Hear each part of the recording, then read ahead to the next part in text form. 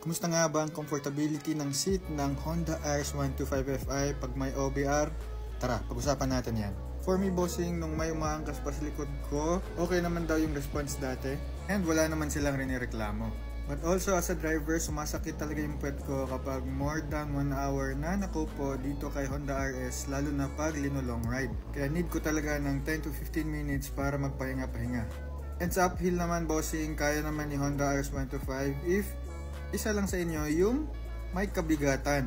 Especially sa height ko, 5'10 and weighing around 70 to 80 kilos. If magaan ng OBR, kayang-kaya rin naman yan ni Honda RS125Fi. So ang masasabi ko lang is if ang height mo is pang average Pinoy height, tapos yung OBR mo is hindi naman din masyadong ganyan kamabigat, then perfect talaga tong si Honda RS125Fi kasi less talaga yung sakit sa ulo nito.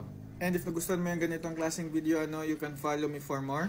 Like this video na rin and comment down below kung meron ka mga questions, suggestions na pwede natin pag-usapan dyan together with the community. You can also support me by purchasing helpful products dyan sa mga affiliate videos ko. And always remember lang to ride safe and see you in my next video.